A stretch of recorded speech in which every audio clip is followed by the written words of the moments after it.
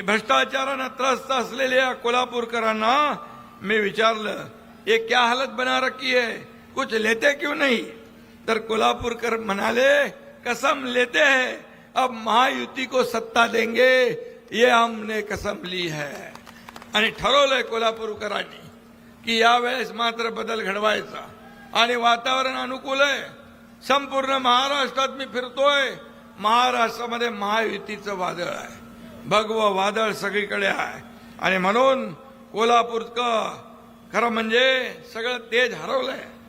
अब त्याला नव तेजाची आवश्यकता आहे.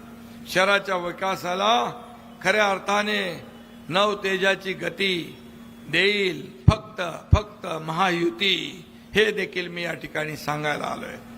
तांबडा पांढरा आणि झणझणीच्या पलीकडे पण कोल्हापूर आहे.